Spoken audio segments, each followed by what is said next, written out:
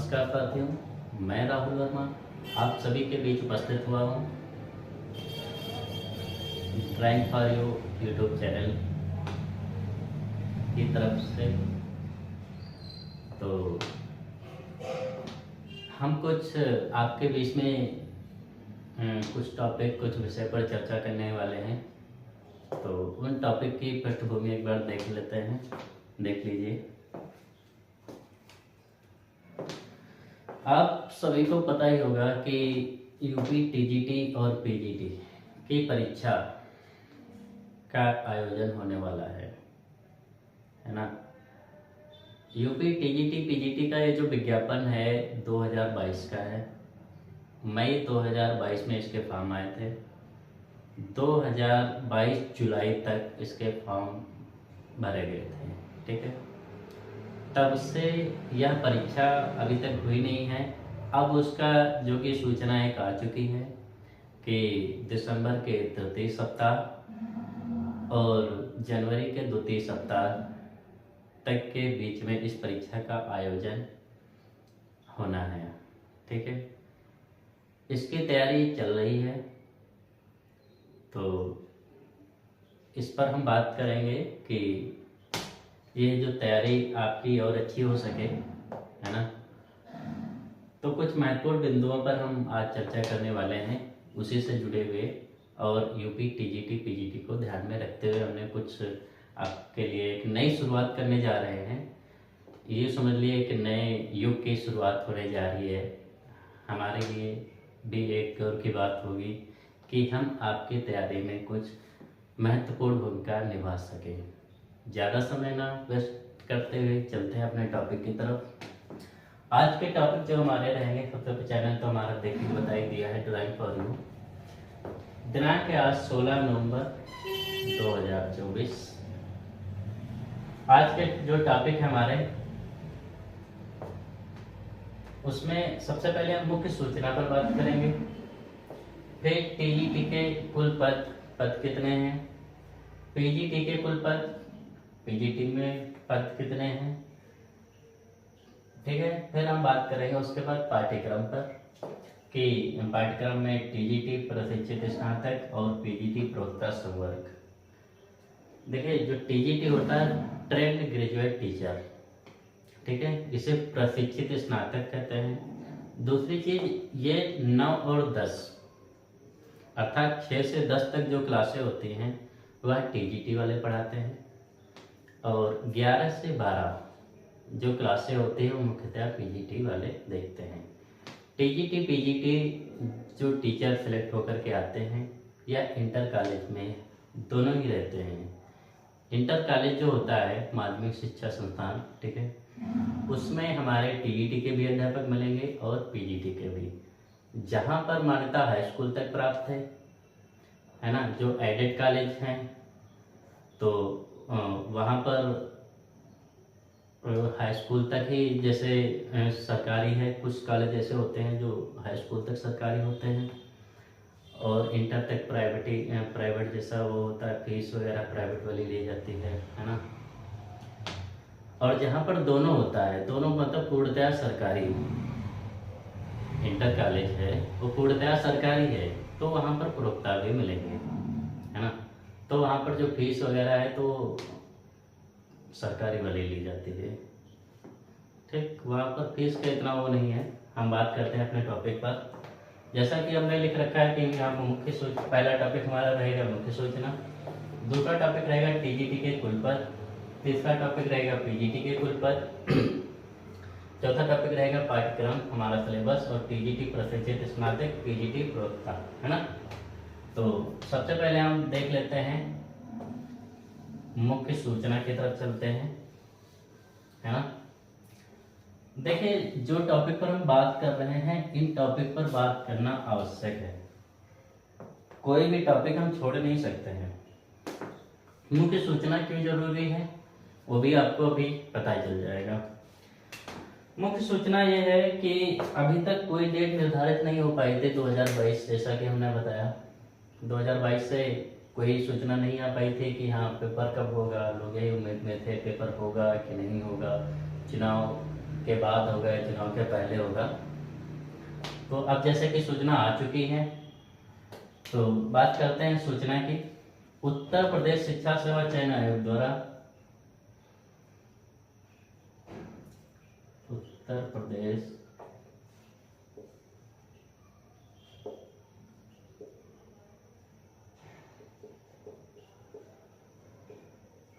शिक्षा सेवा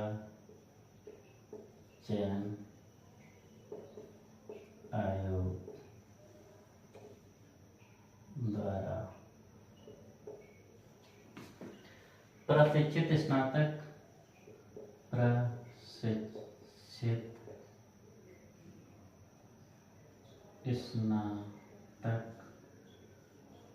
अर्थात टीजीटी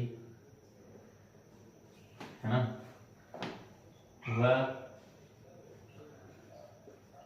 प्रवक्ता संवर्ग अर्थात पीजीटी के पदों पर चयन हेतु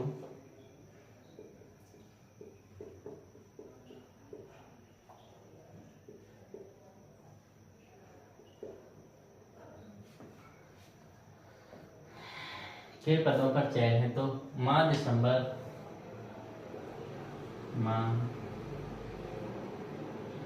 दिसंबर के तृतीय सप्ताह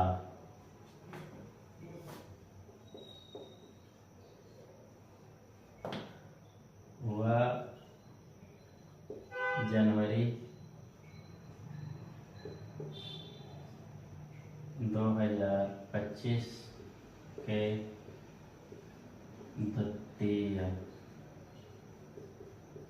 सप्ताह के अंत तक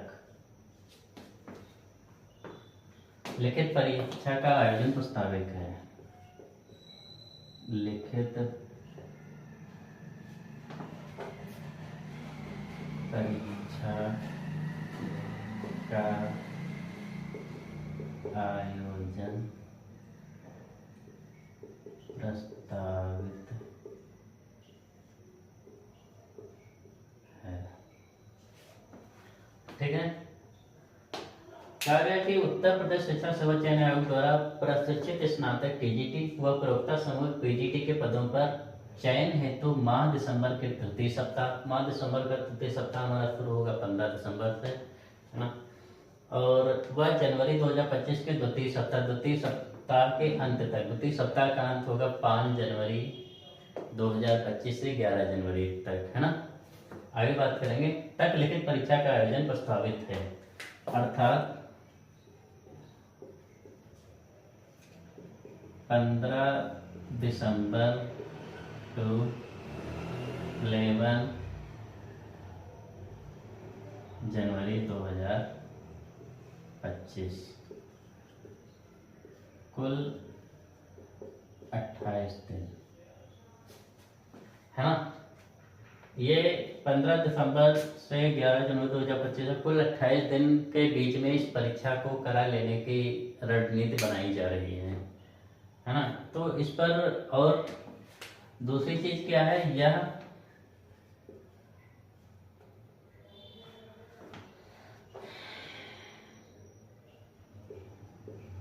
जनपद मुख्यालय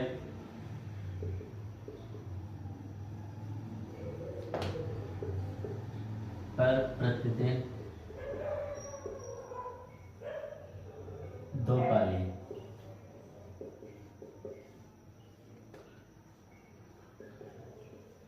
सुबह और शाम में आयोजित करने पर विचार किया जा रहा है। सुबह 2 पाली में आयोजित कराने पर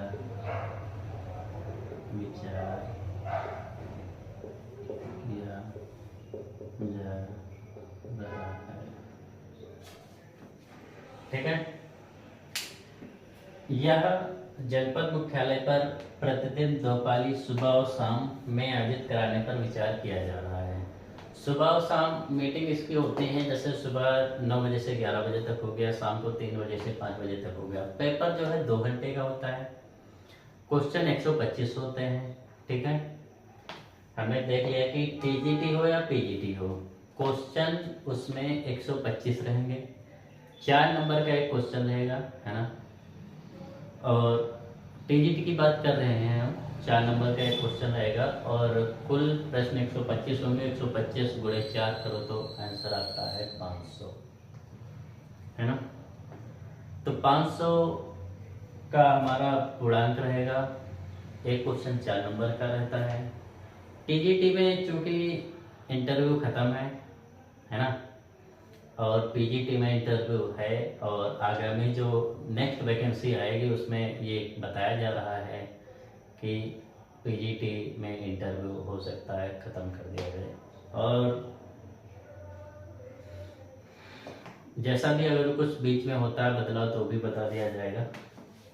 ठीक है, तो यह जनपद मुख्यालय पर प्रतिदिन 2 पाली मैंने बता दिया, सुबह और शाम में आयोजित पर विचार किया जा रहा है। ठीक, तो हमने बात कर ली है मुख्य सूचना पर।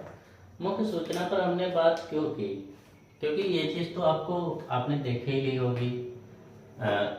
इंटरनेट पर बहुत जल्दी से चीज़ें फैलती हैं, खबरें फैल जाती हैं कि कौन सी सूचना आई कौन सी नहीं आई। क्योंकि ये सूचना भी 2 दिन पहले की है, 14 तारीख 13 तारीख में ये जारी हो चुका था लेटर, एक देखा होगा, है ना। वो लेटर मैं अपने यूट्यूब चैनल पर अपलोड कर दूंगा, दिखा दूंगा, और जो जो चीज़ हम बात करेंगे वो सारी टॉपिक वाइज मिलेंगी हमारे चैनल पर। ठीक है, हाँ, हम बात करते हैं मुख्य सूचना क्यों आवश्यक थी। देखो, मुख्य सूचना इसलिए आवश्यक थी, उत्तर प्रदेश शिक्षा सेवा चयन आयोग द्वारा प्रशिक्षित स्नातक, ठीक है, अर्थात टीजीटी, प्रवक्ता संवर्ग अर्थात पीजीटी के पदों पर चयन हेतु माह दिसंबर के तृतीय सप्ताह व जनवरी 2025 के द्वितीय सप्ताह के अंत तक लिखित परीक्षा का आयोजन प्रस्तावित है ना। अर्थात 15 दिसंबर से जनवरी 2025 11, है ना, 11 जनवरी 2025 तक कुल 28 दिन यह जनपद मुख्यालय 2 पाली में। ठीक है, फिर अंत में आयोजित करने पर विचार किया जा रहा है। उम्मीद है देखते जाइए, अब उम्मीद क्या बताएं। प्रशिक्षित स्नातक और प्रवक्ता संवर्ग, ठीक है, कुल 28 दिन, नवंबर चल ही रहा है, आज 16 नवंबर हो ही गई है ना। और प्रतिदिन 2 पाली सुबह और शाम, ठीक है, विचार किया जा रहा है। मेन पॉइंट तो हमारा ये आ रहा है कि विचार किया जा रहा है। देखिए, इस पर कोई निर्धारित तिथि तो आई नहीं अभी, और विचार किया जा रहा है, तो इस पर आप संदेह भी ना प्रकट करें, क्योंकि पिछली बार 2021 वाला जब एग्जाम हुआ था उसमें भी यही हुआ था कि जून लास्ट में एग्जाम की डेट आ गई थी। ठीक है, और अगस्त शुरुआत में पहला ही सप्ताह हुआ था, 7 अगस्त को पेपर करा दिया गया था। ठीक, क्लियर है, 7 अगस्त को पेपर करा लिया गया था। गैप कितना मिला, 1 महीने का मात्र, और सेम वही चीज आ गई है। आज तारीख है 11, मतलब 16 नवंबर, और 16 से जोड़ लीजिए 16 और 15, 1 महीना ही राउंड फिगर में करें तो 1 महीना ही बच रहा है, 15 दिसंबर को, है ना। 1 महीने के बाद इसमें बोल दिया गया इस बीच, तो ये मान के चलिए दिसंबर में तो एग्जाम नहीं होना है, ये क्लियर है, क्योंकि इसमें पीसीएस का एग्जाम लगा हुआ है। आरओ 22 दिसंबर को परीक्षा होनी थी, वो भी टाल दी गई है, तो दिसंबर में तो इसके कोई चांस नहीं है। लेकिन जनवरी में एग्जाम अगर जो हो गया, और मान लीजिए कि इधर पीसीएस की परीक्षा हुई और उधर एग्जाम करा लिया, तो और जनवरी में इसने 5 से 11 बताया, तो भाई उसे तो लेटर एक जारी करना है आयोग को कि यहाँ इस तारीख को इस सेंटर पर आपकी परीक्षा होनी है ना। एडमिट कार्ड एक हफ्ते पहले जारी कर देगा। हमारा उद्देश्य ये है कि लेटर जारी हो चुका है, सूचना आ चुकी है, तो आप लोग अपनी तैयारी को बेहतर करें। जितना अब तक पढ़ा है सबसे पहले उसका रिवीजन करें, ठीक है। अपनी तैयारी को मजबूत करें, इधर उधर भटके ना कि इतना पढ़ना है, टेंशन ना ले, बिल्कुल भी घबराए नहीं कि हाँ क्या पढ़ना है, कैसे पढ़ना है और क्यों पढ़ना। ये सारी चीज़ें हम यहाँ पर डिस्कस करेंगे वीडियो बाय वीडियो में हम, क्योंकि एक वीडियो में तो बहुत सारी चीज़ें नहीं क्लियर हो सकती हैं, ठीक है।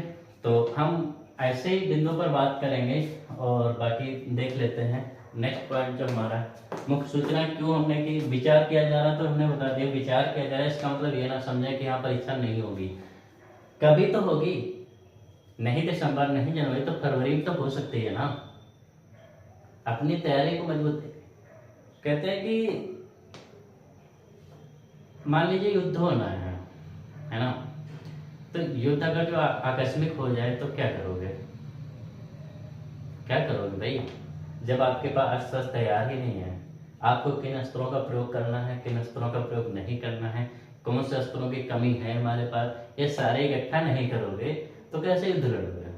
आपका तो युद्ध हो नहीं रहा है, डेट आ नहीं रही है, तारीख पे तारीख मिल रही है, ऐसा नहीं है। आप अपनी रणनीति मजबूत करो, आप अपनी रणनीति बनाओ, अपनी तैयारी मजबूत करो, एग्जाम चाहे जब हो। जितनी बार कहते हैं किसी एक काम को 1000 बार कर लोगे ना जिस दिन, उस काम का मास्टर बन जाओगे। और टीजीटी तो बात ही करता है मास्टर की, ट्रेंड ग्रेजुएट टीचर, प्रशिक्षित स्नातक, एक टीचर ही तो बनना है इसमें। आपको इस एग्जाम को पास करने से पहले आपको अपने एग्जाम में पास करना होगा। क्या मेरी इतनी तैयारी है कि मैं इस एग्जाम को पास कर सकता हूँ? अगर नहीं है तो आप पढ़ना शुरू कर दीजिए अभी, ठीक है। तो ये बस समझिए कि विचार किया जा रहा है, एग्जाम हो भी सकता है और नहीं भी, और नहीं होता तो कभी तो होगा। आप तैयारी अपनी मजबूत करो पहले, ठीक है। तो आगे जो हमारा टॉपिक था मुख्य सूचना हो गई, ठीक है।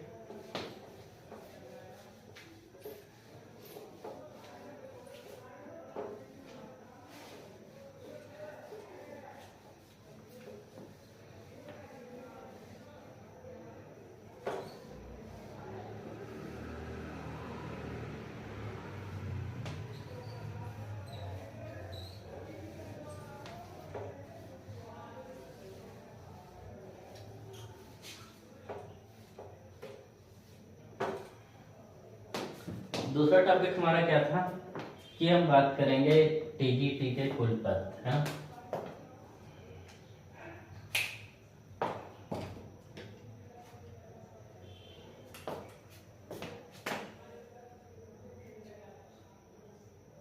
टीजीटी के कुल पद, है ना। तो बता दें जानकारी के लिए, टीजीटी के कुल पद जो हमारे हैं 3539,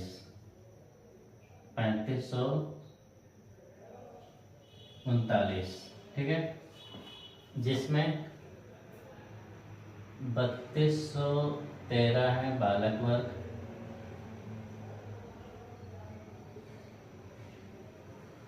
और 326 है हमारे बालिका वर्ग।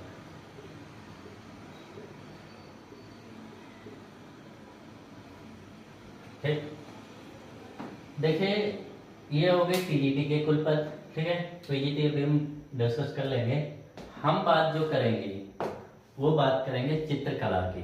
हमारे चैनल का नाम जैसे ड्राइंग फॉर यू, ड्राइंग अर्थात चित्रकला। तो टीजीटी और पीजीटी दोनों में जो चित्रकला विषय है हम उस पर बात करेंगे, ठीक है। चित्रकला की तैयारी जितने लोग कर रहे हैं उनकी तैयारी मजबूत हो, उसमें हम थोड़ा सा योगदान प्रदान करेंगे, ठीक है। टीजीटी के कुल पद 3539 है, 3213 बालक वर्ग है, 326 बालिका वर्ग है। अब देख लेते हैं चित्रकला विषय के पद, है ना। यहाँ से हमारी शुरू हो जाती है लड़नी।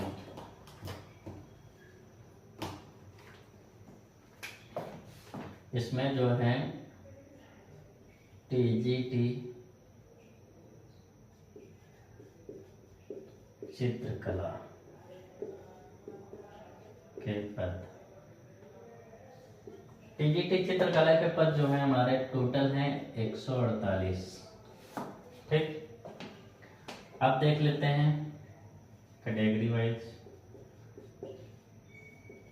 बालक वर्ग है ना, यहाँ पर लिख लेते हैं GEN जनरल, OBC, SC और ST और फिर कोई। ठीक, जनरल के जो पद हैं हमारे 71 हैं। ठीक, बालक वर्ग की अभी बात कर रहे हैं। OBC में है 35, SC में है 26 और ST के हैं 0। तो कुल हमारे कितने हो गए ये 132 पद। ठीक है, ऐसे ही बालिका देख लेते हैं। बालिका वर्ग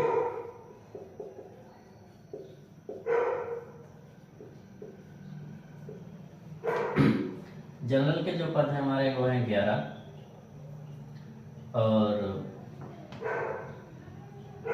OBC के हैं 5,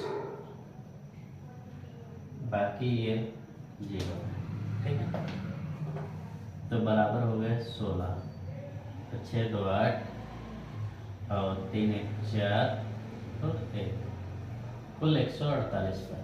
ठीक है, ये हमने बात कर ली है टीजीटी के कुल पदों की। हाँ, आप इसका स्क्रीनशॉट भी ले सकते हैं। स्क्रीनशॉट ले लिया होगा। आगे बढ़ते हैं। ये हमने टीजीटी की बात कर ली है। अब बात करते हैं हम पीजीटी चित्रकला के पद। ठीक है, तो इतना हम मिटा देते हैं, इतना, क्योंकि इसी पर हमें लिखना है।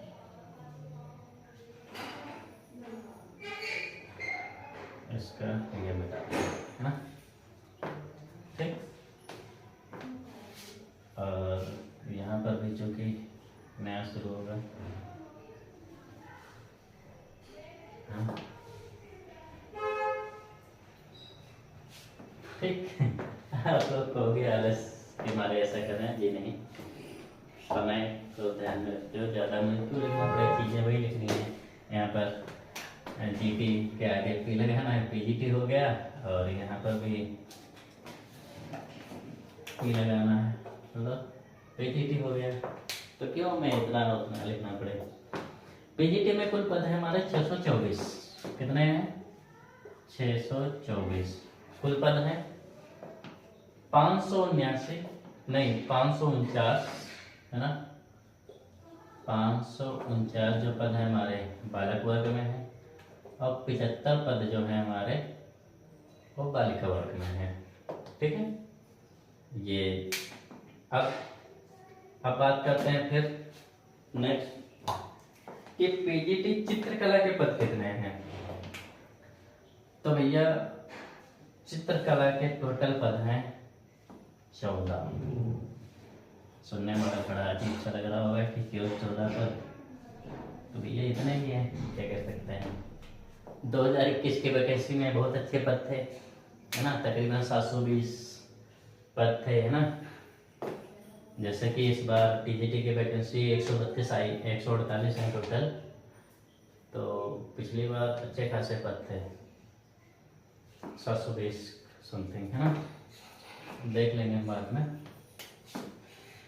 अब इसमें पीजीटी में बात करें हम तो जनरल के हैं 2 पद। ठीक, बालक में ओबीसी के हैं 6 पद, CST खाली है, कुल 6 2 8 हो गए। हाँ, बालिका वर्ग के हैं जनरल में 5 पद और ओबीसी खाली है पूरा, SC का है 1 पद, ये भी खाली है।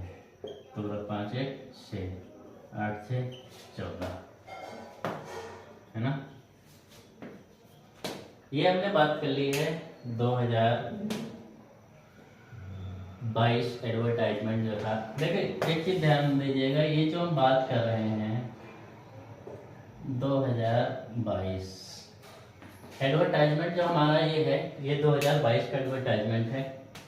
ठीक, जिसकी हम बात कर रहे हैं, जो परीक्षा होनी है। ठीक, 2021 हो ही चुका है, 2022 में होना है। ठीक, 2022 जो एडवर्टाइजमेंट था उसमें टीजीटी के फुल पद जो थे वो भी हमने डिस्कस कर लिए। पीजीटी के भी पद हमने एक बार लिख दिए हैं यहाँ पर, वो भी डिस्कस हो चुका है। आप इसका भी स्क्रीनशॉट ले लीजिए तब तक।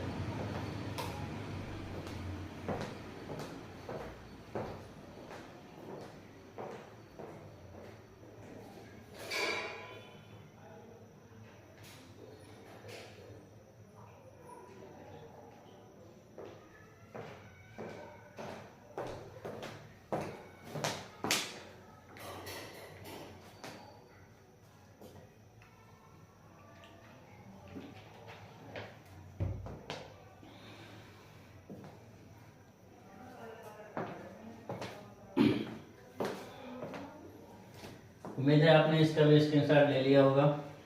ठीक है, आगे बढ़ते हैं हम। अब बात करते हैं प्रशिक्षित स्नातक टीजीटी चित्रकला। हाँ, तो इसको मिटा दे रहे हैं।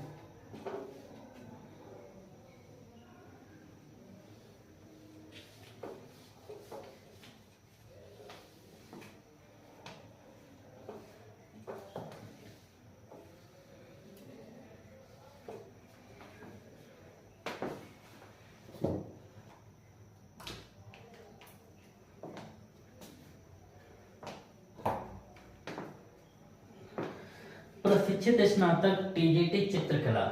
देखिए, टीजीटी और पीजीटी है ना, ये टॉपिक, कुछ टॉपिक ऐसे हैं जो टीजीटी के पीजीटी में हैं और कुछ टॉपिक ऐसे हैं जो पीजीटी के टीजीटी में हैं। मैच करते हुए दिखाई देंगे, लेकिन पीजीटी का फिर भी थोड़ा सा अलग है सिलेबस और टीजीटी का सिलेबस फिर भी थोड़ा सा अलग है। ठीक, तो देख लेते हैं एक बार हम प्रशिक्षित स्नातक टीजीटी चित्रकला का पाठ्यक्रम। प्रशिक्षित, मुझे लगता है अब इतना सब लिखने की आवश्यकता है नहीं, तो फिर सीधे हम बात कर लेते हैं टीजीटी पर, क्योंकि इतना तो हमने समझा ही दिया है। टीजीटी सिलेबस,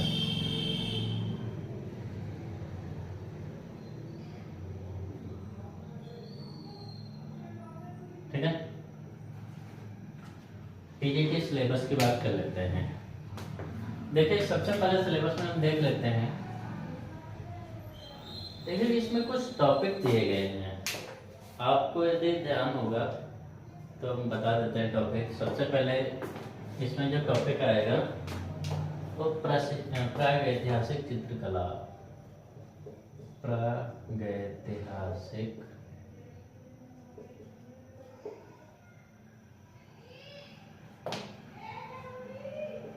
कला। देखिए, कोई भी चीज है ना, चाहे हिस्ट्री हो, चाहे ज्योग्राफी हो, चाहे कला ही क्यों ना हो, या हिंदी, संस्कृत, या कोई सा भी सब्जेक्ट हो, कहीं न कहीं सबका जो है एक इतिहास रहा है। उसकी एक शुरुआत कहाँ से हुई, जन्म, जैसे कोई जन्मा है तो कब जन्मा है, कब से लेकर आज तक क्या चल रहा है उसका, तो ये चीजें हैं। तो इसका जो जन्म होता है चित्रकला का, वो कहाँ से होता है, ये जानना बहुत इम्पोर्टेंट है। और टीजीटी जो बात करता है हमारा, तो भारत के, तो इसमें सबसे पहले जो इसमें बात करी गई है कि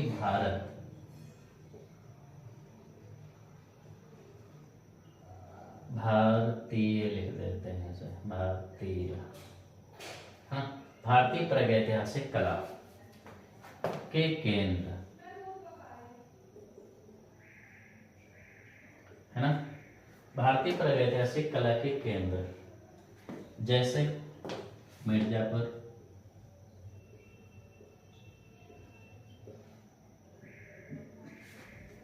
बहुत ही इम्पोर्टेंट ये हमारा जो मिर्जापुर क्षेत्र है, क्योंकि भारत में सर्वप्रथम किस जिले में खोज हुई थी चित्रकला की, तो मिर्जापुर में हुई थी, है ना। मिर्जापुर उत्तर प्रदेश का जिला है। ठीक, तो मिर्जापुर। दूसरा भीमबेटका। देखो, साथ में हम ये भी बात कर लेंगे इसी के साथ कि मिर्जापुर कहाँ पड़ता है, उत्तर प्रदेश में, है ना। मिर्जापुर और बांदा दो क्षेत्र ऐसे हैं जो यूपी के हैं। इस चित्रकला के लिए फेमस है।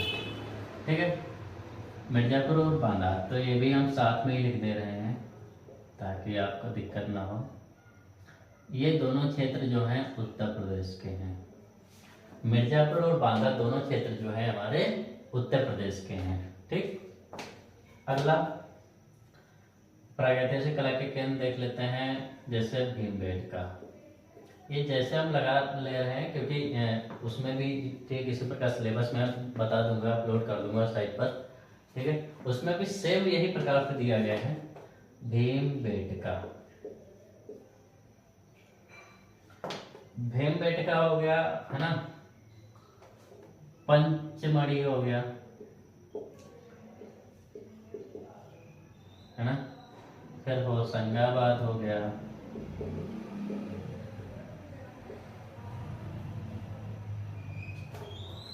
ठीक है।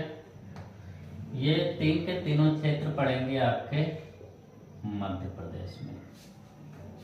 ठीक, देखो हमने इन सबको एक साथ कर दिया है ताकि आपको दिक्कत ना हो। जैसे उत्तर प्रदेश के हमने लिख लिया मिर्जापुर बांदा, मध्य प्रदेश के क्षेत्र लिख लिए भीमबेटका, पंचमढ़ी, होशंगाबाद। ठीक है, कहाँ पर पड़ेगी ये भी देख लेंगे बाद में।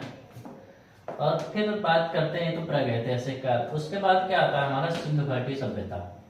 ठीक है, सिंधु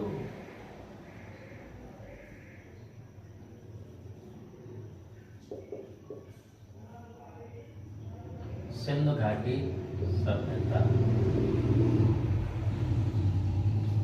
सिंधु घाटी सभ्यता की कला।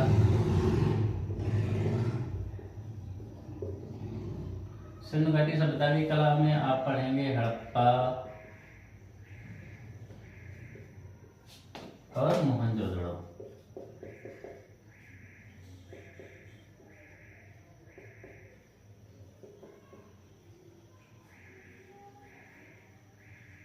राइटिंग का थोड़ा सा ही आ रहा होगा, मैं राइटिंग सुधारने की कोशिश करूंगा क्योंकि मेरी पहली क्लास है और बोर्ड पर है ना, क्योंकि मैं तो चौक पर पढ़ाता हूँ ज़्यादातर। तो कोई बात नहीं, देख लेंगे, ये भी सुधर ही जाएगी। अभ्यास से तो सब कुछ हो सकता है। कहते हैं कि करत करत अभ्यास जड़ मत हो तो सुजान, है ना। तो सिंधु घाटी सभ्यता की कला, हड़प्पा और मोहनजोदड़ो, इसे हम पढ़ेंगे, है ना। और भारतीय चित्रकला की प्रमुख गुफाएं, फिर उसके बाद जो टॉपिक आता है हमारा भारतीय चित्रकला की प्रमुख गुफाएं। आपने देखा होगा सिलेबस में उसमें अंक लिखा रहता है, भारतीय चित्रकला के प्रमुख अंक, है ना। तो और अंक में भी गुफाएं आ रही हैं, तो यहाँ पर हमने सीधे डायरेक्ट लिख दिया भारतीय चित्रकला की प्रमुख गुफाएं। गुफाओं की शुरुआत हमारी होती है जोगीमारा से, क्योंकि सबसे प्राचीनतम गुफा है जोगीमारा, मौर्यकालीन है। ठीक है, सबसे प्राचीनतम चित्र जो प्राप्त होते हैं गुफाओं के, तो जोगीमारा से प्राप्त होते हैं, जो कि मौर्यकालीन गुफा है। ठीक है, जोगीमारा के बाद आती है हमारी अजंता। नेट में अक्सर क्वेश्चन आ जाते हैं क्रम से लगाओ कि, है ना, तो इसमें ये सारे आ जाएंगे, आप देखना। ठीक, जोगीमारा, अजंता, बाघ बादामी, बाघ बादामी, बादामी, ठीक है, बढ़िया। बादामी, एलोरा,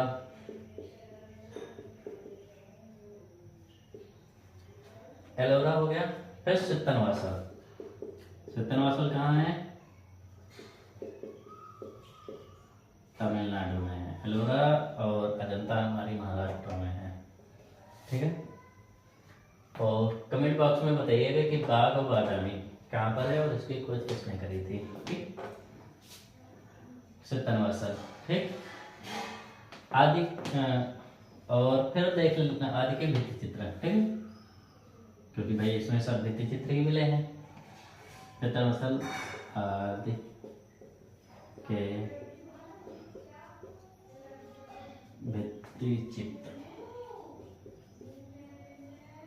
ठीक, उसके बाद हमारा जो टॉपिक रहता है इसमें सिलेबस में ही ये पढ़ लिया, गुफाएं पढ़ ली। फिर पढ़ो हम भारतीय लघु चित्रकला। ठीक, भारतीय लघु चित्रकला, है ना। देखिए सिलेबस हम यहाँ पर क्यों डिस्कस कर रहे हैं, क्योंकि सारी चीजें इंटरनेट पे उपलब्ध हैं, है ना। तो सिलेबस इसलिए क्योंकि जो नए विद्यार्थी हैं, बहुत सारे नए विद्यार्थी भी जुड़े हैं, है ना, बहुत सारे पुराने विद्यार्थी हैं। तो हमने जब सिलेबस पढ़ा ना, उसमें देखा कि बहुत सारे चीजें अपभ्रंश हैं। अपभ्रंश एक शैली है, उसे हम पढ़ लेंगे इसे में भारतीय लघु चित्रकला में ही। ठीक है, तो बहुत सारे अपभ्रंश हैं, जैसे कि आप खुद ही देख लोगे, उसका सिलेबस देखना और हमारा सिलेबस देखना, बहुत अंतर पाओगे।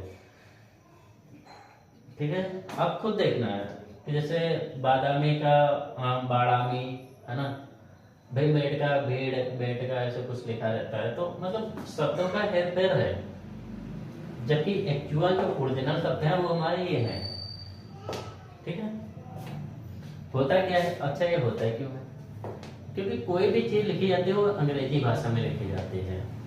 ठीक, अब अंग्रेजी से और डायरेक्ट गूगल से ट्रांसलेट कर लिया जाता है हिंदी में। अब गूगल से ट्रांसलेट करोगे तो होगा ही, यही होगा ना। हाँ, क्योंकि यही चीज एआई आर्टिफिशियल इंटेलिजेंस के पास एक ही चीज नहीं है, वो है भावना, इमोशंस, है ना। वो ज्यों का त्यों प्रस्तुत कर देता है, लेकिन उसमें कहाँ पर क्या सुधार करना है ये नहीं कर पाता है। ये चीज हम इंसान ही करते हैं। ठीक है, इसीलिए तो हमें ये चीज करनी पड़ रही है, नहीं तो क्या जरूरत थी हमें कि मुख्य सूचना पर बात करने की, क्या जरूरत है हमें पीजीटी चित्रकला के पाठ्यक्रम पर बात करने की, क्या जरूरत है। जरूरत है, इसीलिए तो यहाँ पर है ना। भारतीय लघु चित्रकला क्या है, इसमें पाल, जैन और अपभ्रंश।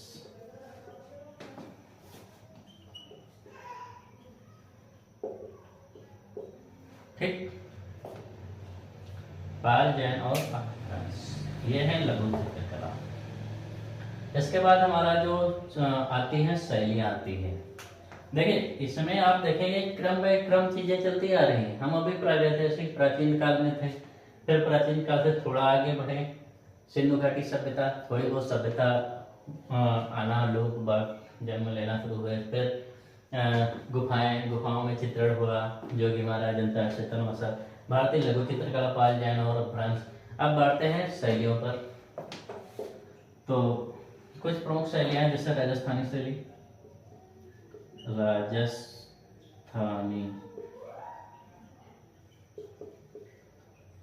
राजस्थानी शैली, इसमें आपको मिलेंगी कोटा बूंदी,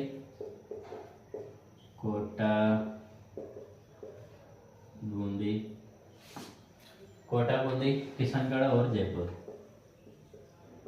किशनगढ़ और जयपुर। देखिए हम यहाँ पर जितनी बात कर रहे हैं ना, गुफाएं हो गई, प्रागैतिहासिक कला केंद्र हो गए, लघु चित्रकला हो गई, पाल, जैन, अपभ्रंश, राजस्थानी शैली हो गई, कोटा बूंदी, किशनगढ़ और जयपुर, इन सब के अलावा बहुत सारी चीजें हैं इसमें ऐड हुई, उन सब पर हम डिस्कस कर लेंगे। लेकिन जो सिलेबस है हमारा वो ये है, और इसमें से क्वेश्चन अक्सर आते हैं और ज्यादातर इसी में से आते हैं, ये टॉपिक में नहीं छोड़ना है। बाकी इसके बाद आप कोटा बूंदी, झालावाड़, है ना, मेवाड़, है ना, और भी आगे की शैलियां हैं इसमें, मेवाड़ है, मारवाड़ है, उदयपुर की, है ना, तो देख लेंगे उन्हें भी आगे। राजस्थानी शैली हो गई, फिर बात करते हैं, उसके बाद आती है मुगल शैली।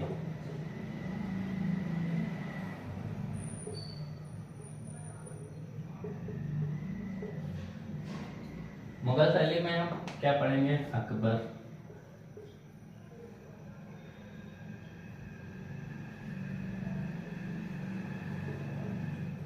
जहांगीर,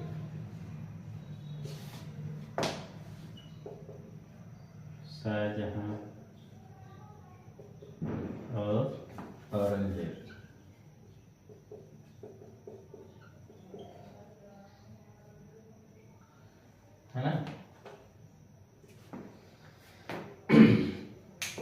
हमने यहाँ तक बात कर ली है, ठीक है। प्रागैतिहासिक चित्रकला में हम पहले थे, देखो ऐसे समझते हैं। सबसे पहले हमने बात करी प्रागैतिहासिक चित्रकला, है ना, ठीक। इसमें भी मिर्जापुर, पड़ली, बांदा, मिर्जापुर, बांदा उत्तर प्रदेश, भीमबेटका, पंचमढ़ी, होशंगाबाद मध्य प्रदेश, ना, सिंधु घाटी सभ्यता। फिर हम बात किस पर आ गए, सिंधु घाटी सभ्यता, है ना। और फिर हमारा जो नेक्स्ट टॉपिक निकल कर आया है हड़प्पा मोहनजोदड़ो हो गया, भारतीय चित्रकला की गुफाएं। तो ये टॉपिक एक आ गया, प्रमुख गुफाएं, जो कि हमारा जनता बाग, बादामी, एलोरा, सितंबर, ठीक है, आदि के भित्तिचित्र। फिर आ गए हम इस पर भारतीय लघु चित्रकला, पाल, जैन और अपभ्रंश। फिर उसके बाद आती है शैलियाँ, राजस्थानी शैली, फिर कोटा, बूंदी, किशनगढ़ और जयपुर। मुगल हो गया यहाँ पर, सॉरी मुगल है ये, ठीक है, मुगल शैली, ठीक। अकबर, जहांगीर, शाहजहां और औरंगजेब। यहाँ पर हमने कितने टॉपिक बात कर ली सिलेबस में, प्रागैतिहासिक चित्रकला, सिंधु घाटी चित्रकला, तीसरा गुफाएं, चौथा लघु चित्रकला, पांचवा राजस्थानी और छठा मुगल शैली। हमने यहाँ पर 6 टॉपिक बात कर ली सिलेबस के। अभी और भी टॉपिक हैं, इसका एक बार देख लीजिए स्क्रीनशॉट, नहीं तो पूरा लिख लीजिएगा, है ना। उम्मीद है आपने लिख लिया होगा, लिख लेना बाद में पॉज करके वीडियो।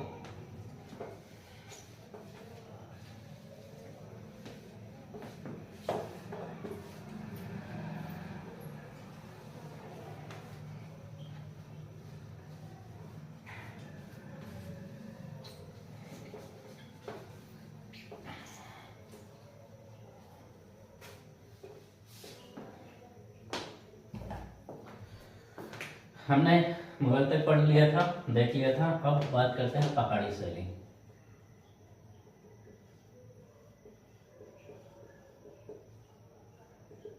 पहाड़ी शैली में हमारा क्या आता है, बसोली और कांगड़ा मुख्य है, जो है यही इसमें आने हैं, सिलेबस में भी यही है, ठीक है, बसोली और कांगड़ा, ठीक है। अब आ जाओ बंगाल शैली, ये भी शैली ही है।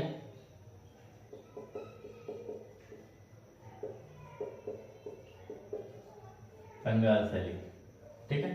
अब बंगाल शैली और उसके कलाकार, इसमें कलाकार कौन है, ठीक है। कलाकार देख लेते हैं, A.N. टैगोर, A.N. टैगोर, पूरा नाम इनका, ये सब रविंद्र परिवार के ही मिलेंगे इसमें ज्यादातर। रविन्द्रनाथ टैगोर, रविन्द्रनाथ टैगोर, A.N. टैगोर अर्थात अवनींद्रनाथ टैगोर, ठीक है, अवनींद्रनाथ टैगोर। उसके बाद है इन्हीं के शिष्य हैं नंदलाल बोस, नंदलाल बोस, ठीक। और फिर असित कुमार हलदार,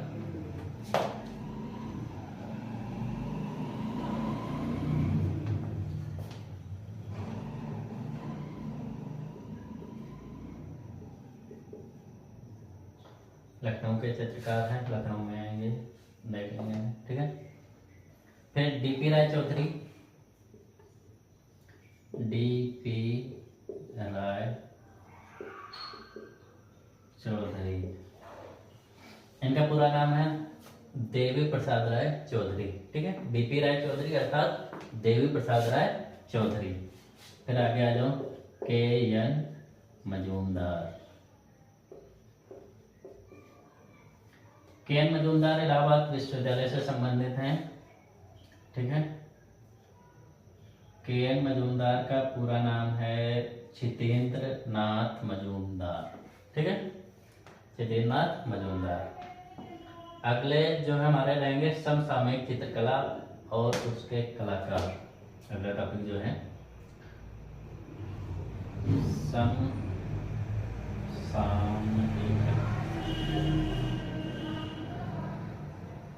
चित्रकला और उसके कलाकार, है ना। इसमें देख लेते हैं राजा रवि वर्मा,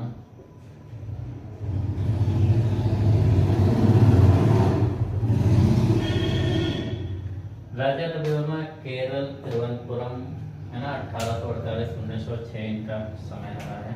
इसे हम बाद में डिस्कस कर लेंगे, ठीक है।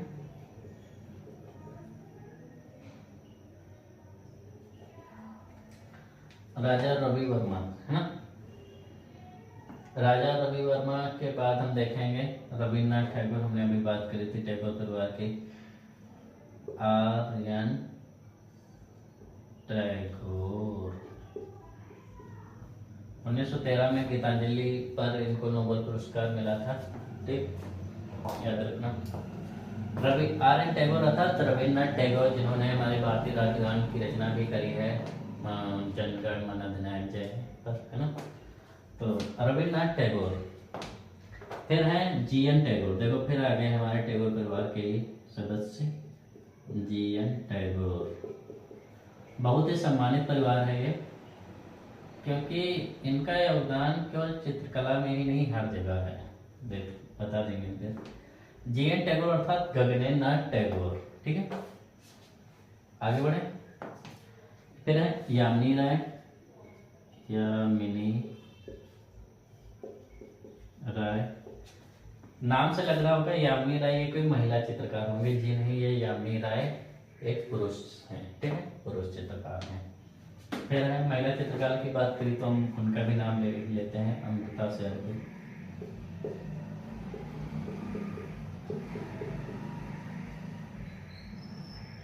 अमृता शेरगिल, ठीक है। फिर NS Bendre. NS Bendre, NS Bendre ये जो हमारे हैं, इनका पूरा नाम है नारायण श्रीधर बेंद्रे, ठीक है, मध्य प्रदेश से संबंधित हैं। आगे देख लेते हैं के हेबर।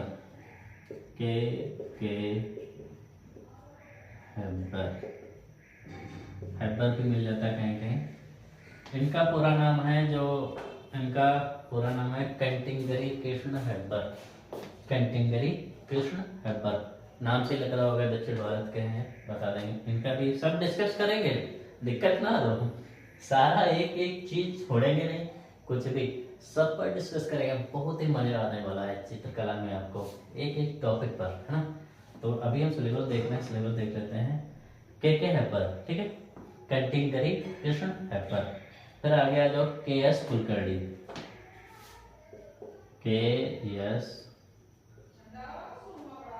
कुलकर्णी, है ना। के एस कुलकर्णी। के एस कुलकर्णी का पूरा नाम क्या है? कृष्ण शामराव कुलकर्णी। कृष्ण शामराव कुलकर्णी। उनका था कंटिंगरी कृष्ण हेबर, इनका है कृष्ण शामराव कुलकर्णी। ये भी दक्षिण भारत की है, ठीक है ना। फिर एम.एफ. हुसैन, कौन नहीं जानता होगा इनको, नाम तो सुना ही होगा, है ना। एम.एफ. हुसैन, सही लिखा है, ठीक, अब सही है। एम.एफ. हुसैन।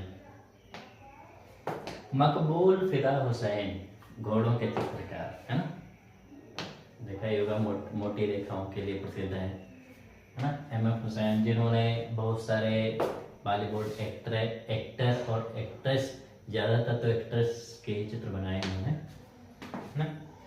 माधुरी दीक्षित उनके प्रिय रहे हैं, जानते ही होंगे, इनके बहुत बड़े फैन रहे हैं। एम.एफ. हुसैन, मकबूल फिदा हुसैन। आगे आ जाओ के.एच. आरा। के.एच.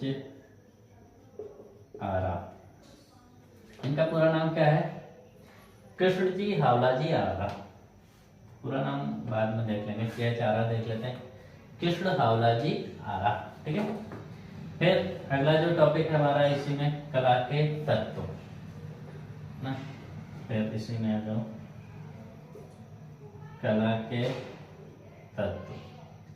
कला के तत्व कौन है? रेखा, रूप, वर्ण, है ना। रेखा, रूप, वर्ण, तान, पोत और अंतराल।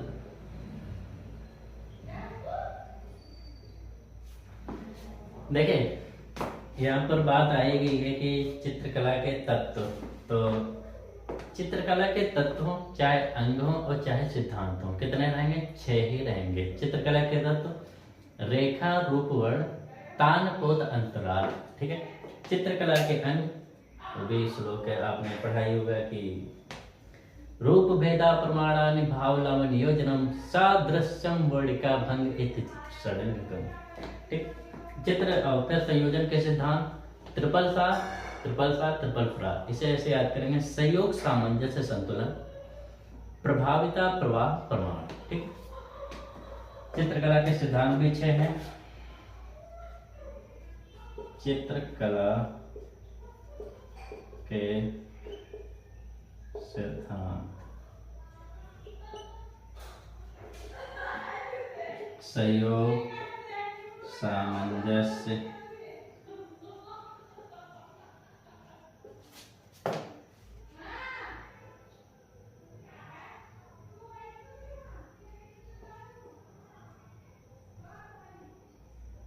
संतुलन, प्रभाविता, प्रभाविता, प्रवाह और प्रमाण। ठीक है। देखिए राइटिंग यहाँ पर थोड़ी सी वो हो सकती है, मैं आपको एक एक जब टॉपिक चलूंगा ना तो बहुत अच्छे से राइटिंग भी समझ में आएगी, मेरा पढ़ाया हुआ भी समझ में आएगा, निश्चित रहिए। ठीक है। चित्रकला संयोजन के सिद्धांत से सामंजस्य, संतुलन, प्रभाविता, प्रभाव, प्रमाण, ये हमने पढ़ लिया। और इन सबका चित्रकला में महत्व, इन सबका महत्व। ठीक है। ये हो गए हमारे यहाँ तक, ये था चित्रकला के तत्व और चित्रकला के सिद्धांत। ठीक। यहाँ पर हमारा जो है टीजीटी प्रशिक्षित स्नातक चित्रकला का पाठ्यक्रम समाप्त होता है। 2 पेज हो गए, एक पहला और एक दूसरा है। इसमें हमने देखा क्या? पहाड़ी शैलियाँ, है ना। उससे पहले हमने मुगल राजस्थानी देख ली थी, है ना, और लघु चित्रकला शैली, बंगाल शैली। ठीक। समसामयिक चित्रकला, ये जो टॉपिक थे हमारे, कला के तत्व, कला के सिद्धांत। ठीक। इन सबका महत्व, ये चीजें पढ़नी है और बहुत ही अच्छे से पढ़नी है और बहुत ही अच्छे से हम पढ़ाएंगे भी, दिक्कत ना हो। इसका भी स्क्रीनशॉट दोनों का ले लीजिएगा, लिख भी लीजिएगा एक जगह कहीं। ठीक है। मैंने स्क्रीनशॉट ले लिया होगा। अब आगे बढ़ते हैं।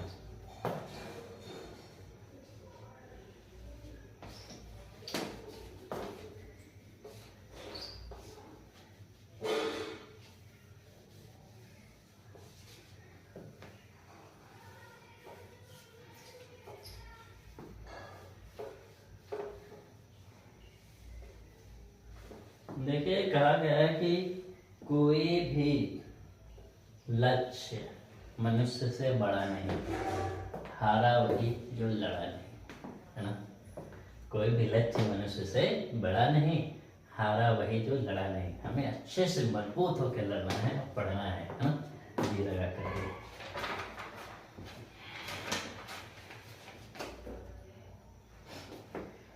आगे हम बात करेंगे पीजीटी प्रवक्ता।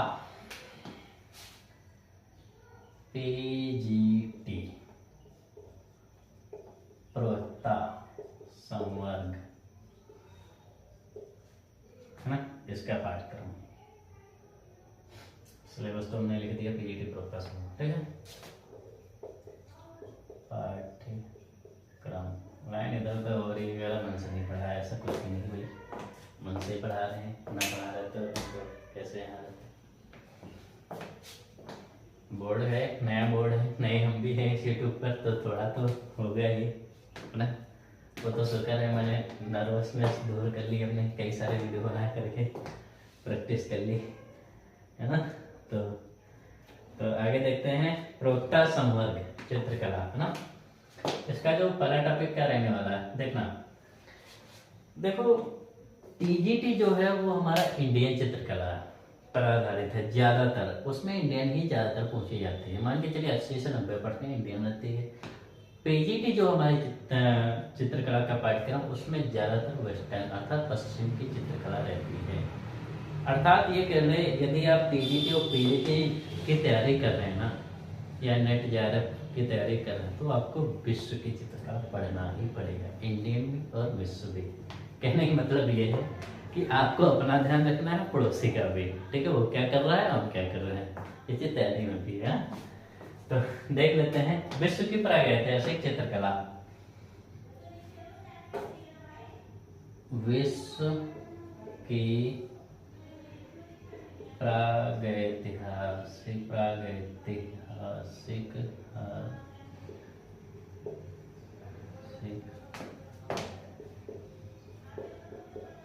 चित्रकला, ठीक है।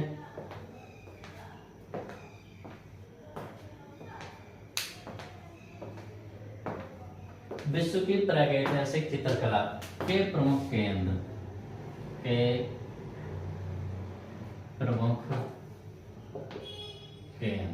ठीक है। इसमें विश्व की प्रागैतिहासिक चित्रकला का सबसे पुराना क्षेत्र कौन सा है? अल्तामिरा। कहाँ है? फ्रांस में, स्पेन। तो सबसे पहले उसी को हम देख लेते हैं। अल्तामिरा, हमारी आशा तोला इसी में आ जाएंगी, है ना, ठीक है। देख लेंगे उन्हें हम। अल्तामिरा कहाँ है? स्पेन में। स्पेन कहाँ है? फ्रांस में, ठीक है। लास्को खोगुलनाच की गुफा, ये सारी गुफाएं हैं, है ना। लास्को खोगुलनाच, है ना, ठीक। फिर आ जाओ इंडियन में, भीमबेटका। भीमबेटका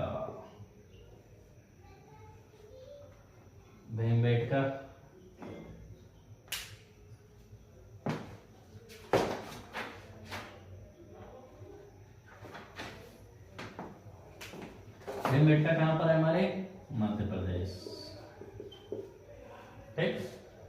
भीमबेटका हमारी कहाँ है? मध्य प्रदेश, भोपाल जिले में, ठीक। फिर आ जाओ मिर्जापुर, इसमें भी। अब देखो उत्तर प्रदेश, मिर्जापुर हमारा कितना ज़्यादा इम्पोर्टेंट है, भीमबेटका हमारी कितनी ज़्यादा इम्पोर्टेंट है। हमने टीजीटी में भी भीमबेटका पढ़ा, देखा, हाँ। और फिर पीजीटी देख रहे हो, रोहता संवर्ग, है ना, इसमें भी हमारी मिर्जापुर आ गई और भीमबेटका आ गई। हाँ, ये चीज़ें नहीं थी वहाँ पे, अल्तामिरा वगैरह पीजीटी में नहीं थी, पीजीटी में है, ठीक है। मिर्जापुर उत्तर प्रदेश, ठीक। आगे आ जाओ, होशंगाबाद, देखो ये भी आ गया, होशंगाबाद। होशंगाबाद कहाँ है? मध्य प्रदेश। बांदा कहाँ है? आपका उत्तर प्रदेश, ठीक। ये सारी हमने लिखवा रखी हैं उस पे, और आगे देख लो, इसमें भी, इसमें देखो, उसमें भी है, इसमें भी। ऐसा नहीं हम लिखेंगे, नहीं लिखेंगे, क्यों नहीं लिखेंगे भाई? पीजीटी का अलग है, टीजीटी का अलग है, लेकिन कुछ मिलता जुलता है, मैच है, हमने ये चीज बता रखी है, ठीक है। होशंगाबाद मध्य प्रदेश, बांदा उत्तर प्रदेश, ठीक। सारे प्रदेश। भित्ति चित्रण की परंपराएं, आगे क्या है? भित्ति चित्रण की परंपराएं।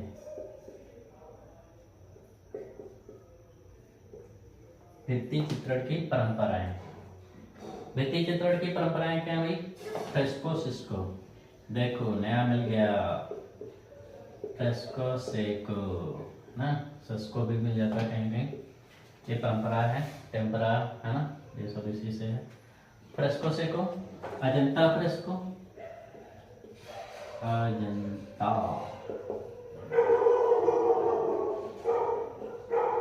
Ajanta fresco, Jaipur fresco,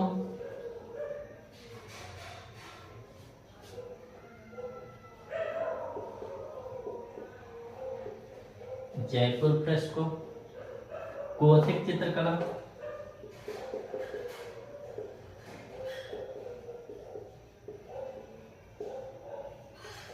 Byzantine चित्रकला इसी में आ जाएगी आपकी, है ना। गोथिक चित्रकला का इतिहास,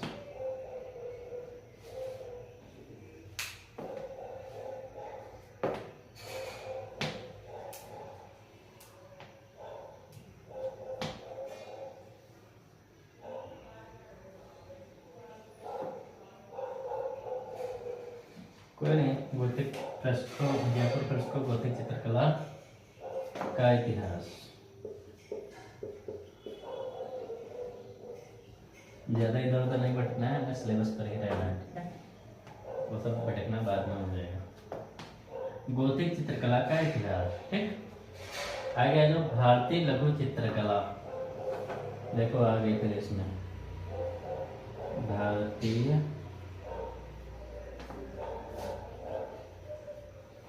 लघु चित्रकला, भारतीय लघु चित्रकला, इसकी प्रमुख उपशैलियाँ, इसकी प्रमुख उपशैलियाँ, ठीक। इसकी प्रमुख उपशैलियाँ क्या हैं? जैसे कोटा है, हमने उसमें भी पढ़ा था अभी, कोटा है, बूंदी है, मेवाड़ है, अलवर है, कोटा है, बूंदी है, मेवाड़ है, अलवर है, किशनगढ़ है, अलवर है, किशनगढ़ है ना। किशनगढ़ को तो आप जानते ही होंगे, बनी ठनी, है ना, बता देंगे। भारत के मोनालिसा बता देंगे भाई, भारत की मोनालिसा कहा जाता है ना बनी ठनी को। हाँ, अलवर किशनगढ़ हो गया। अब आ जाओ मुगल, तो यहाँ पर इसे इतना आपने देख लिया। इसमें हमने क्या क्या देख लिया, देखो, क्योंकि अभी नेक्स्ट इसमें तो आएगा नहीं। इसमें हमने देखा प्रागैतिहासिक चित्रकला के प्रमुख अल्तामिरा देख लिया, लास्को, कोगलनाथ, भीमबेटका, मिर्जापुर, होशंगाबाद, बांदा, ठीक। भित्ति चित्रण की परंपरा, fresco Seiko, Ajanta fresco, Jaipur fresco, gothic चित्रकला का इतिहास, भारतीय लघु चित्रकला, ठीक है। इसकी प्रमुख शैलियाँ कोटा, बूंदी, मेवाड़, अलवर, किशनगढ़, ठीक। ये टॉपिक हमने देख लिए। देखिए, टॉपिक वाइज ही आप पढ़ेंगे तभी आपकी तैयारी मजबूत हो पाएगी। ये नहीं कि आज यहाँ पढ़ रहे हैं प्रागैतिक चित्रकला तो कोटा है, नहीं, आपको क्रम बाई क्रम ही पढ़ना है। जब क्रम बाई क्रम इसमें दे रहा है तो क्रम बाई क्रम ही आपको पढ़ना है, और तभी तैयारी मजबूत होगी। इसका एक स्क्रीनशॉट ले लीजिए।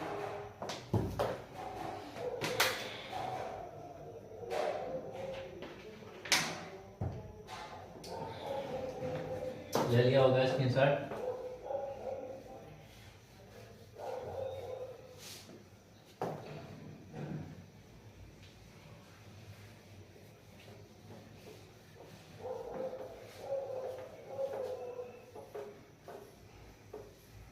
ठीक, आगे बढ़ते हैं।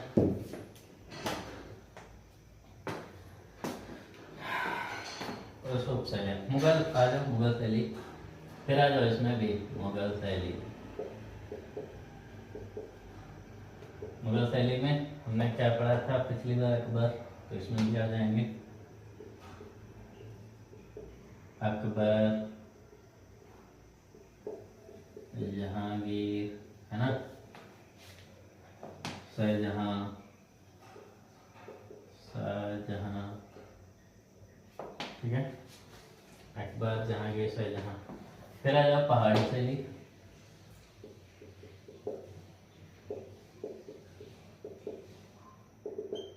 इसमें कांगड़ा, उधर भी हमने बात करी थी अभी, और इधर भी कांगड़ा और बसोली, ठीक। कंपनी शैली आ जाओ, पटना कलम,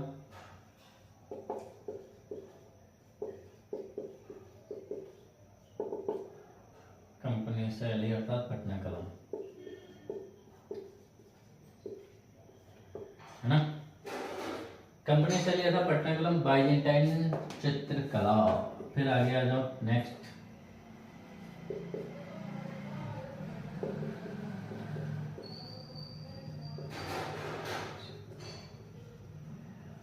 बाइजेंटाइन चित्रकला, ठीक, एवं स्टोन ग्लास,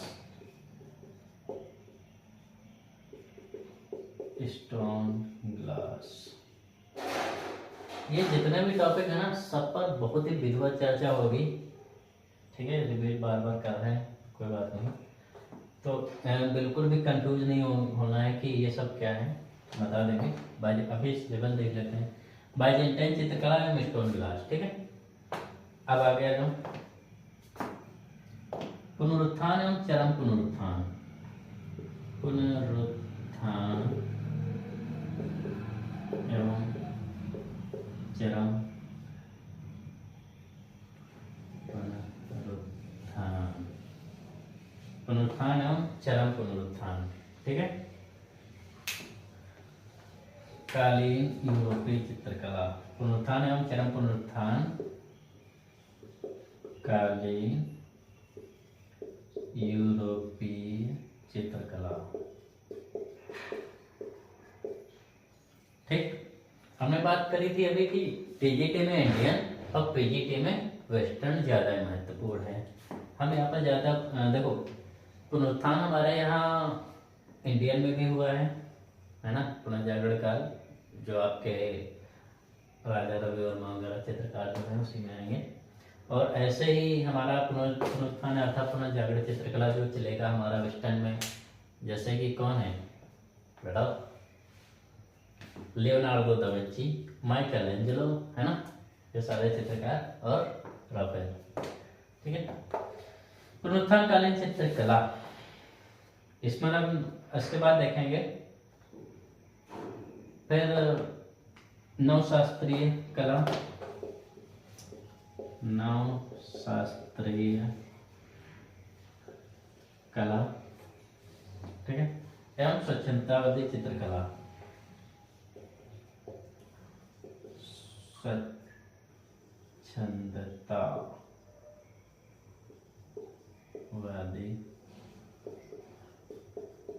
चित्रकला एवं स्वच्छंदतावादी चित्रकला। फिर प्रभाववाद,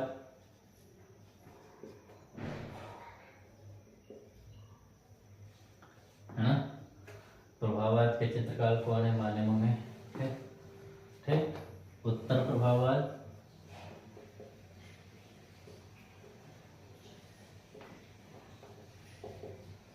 उत्तर प्रभाववाद, घनवाद, अभिव्यंजनावाद, घनवाद,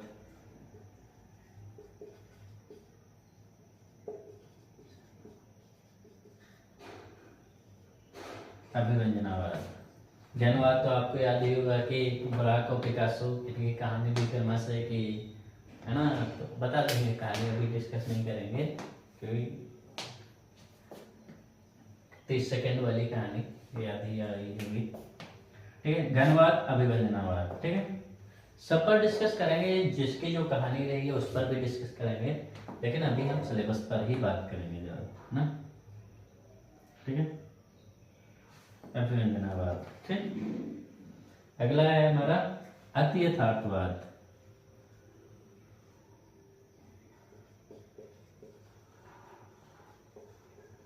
पिघलती घड़ियां इसका चित्र है, बहुत ही फेमस। कमेंट में बताइएगा कि पिघलती घड़ियां किसका चित्र है, हा? अति यथार्थवाद एवं उनके प्रसिद्ध चित्रकार, एवं उनके प्रसिद्ध चित्रकार, ठीक। अभी और भी हैं, 2-4 लाइनें बची हुई हैं।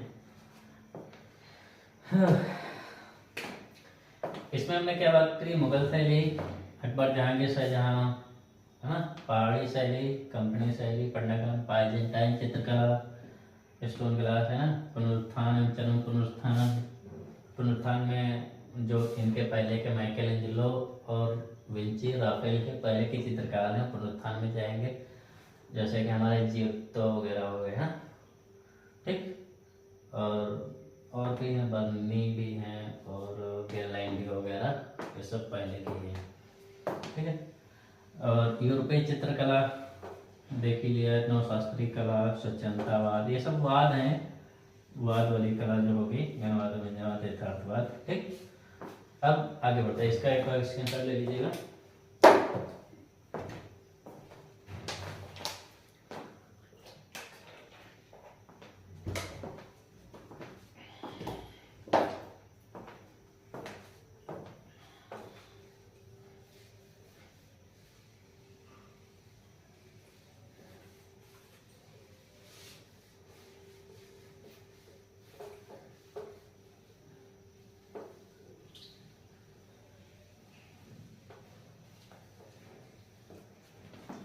ठीक,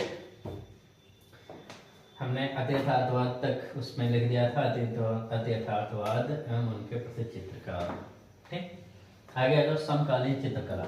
इसमें भी देखो आ गया समकालीन, जैसे समकालीन इंडिया में कौन आएंगे, ममता चतुर्वेदी वगैरह। ठीक है, इसमें आ जाओ समकालीन। समकालीन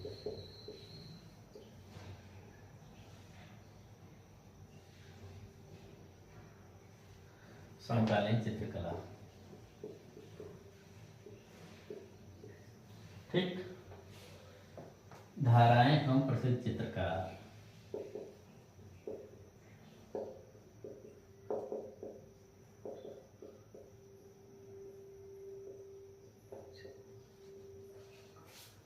ठीक, समकालीन चित्रकला, धाराएं एवं प्रसिद्ध चित्रकार।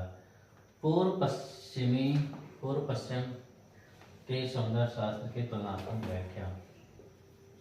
पूर्व पश्चिम के सौंदर्य शास्त्र की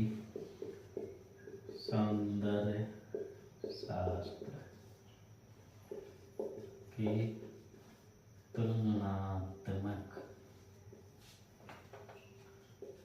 व्याख्या। ठीक, समझ में आ ही रहा होगा।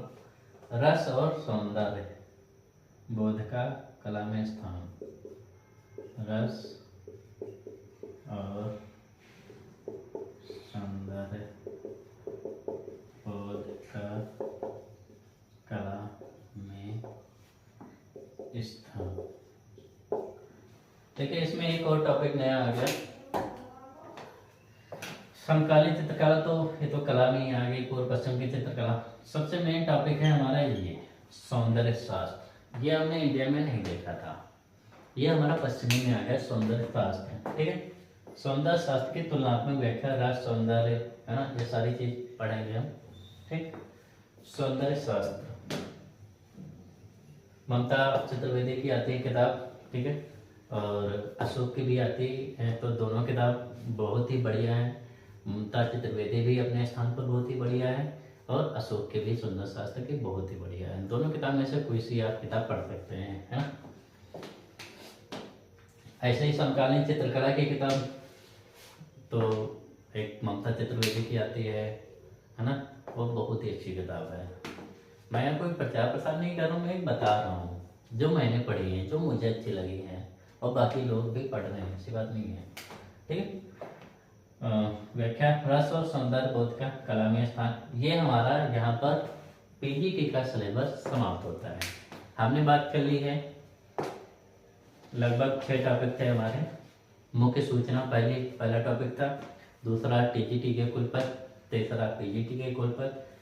ठीक है, 6 तो नहीं, 5 टॉपिक है ना, हाँ 5 टॉपिक। और चौथा टॉपिक जो था हमारा प्रशिक्षित स्नातक टीजीटी चित्रकला का पाठ्यक्रम, है ना, सिलेबस, और प्रवक्ता समर्थ था पीजीटी चित्रकला का सिलेबस। तो यहाँ पर 5 टॉपिक थे हमारे, महत्वपूर्ण टॉपिक थे, उन पर हमने चर्चा कर ली है, और उम्मीद है आपको समझ में ज़रूर आ रहे होंगे। कोई दिक्कत लगे या कुछ भी लगे आप कमेंट में बता सकते हैं। ठीक, नेक्स्ट ये चीज़ देख लीजिए, नोट, ये जो दोनों पेपर हैं, यह दोनों पेपर 125 प्रश्नों के होंगे। देखो, टीजीटी और पीजीटी दोनों पेपर जो हैं वो 125 प्रश्नों के होंगे। ठीक है, और दोनों में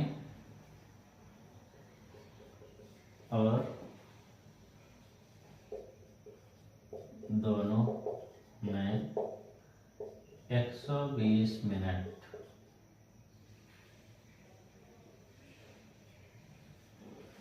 अर्थात 2 घंटे का समय होगा, है ना। या दोनों पेपर 125 प्रश्नों के होंगे, ठीक है। 125 प्रश्न होंगे, कुल समय जो रहेगा 2 घंटे का रहेगा। 2 घंटे में आपको 125 क्वेश्चन हल करने हैं। तो इसी के साथ हम अपनी वीडियो यहाँ पर समाप्त करते हैं और ऐसे ही आगे नेक्स्ट बढ़ेंगे और एक नए जोश, नई संरचना के साथ, ठीक है, और नए टॉपिक के साथ। और कोशिश ये रहेगी कि बहुत अच्छे से हम उन्हें क्लियर करें, आपको भी समझा पाए, ठीक है। तो अगर इसमें कोई बोल चूक रही हो तो उसके लिए भी क्षमा प्रार्थी है। धन्यवाद।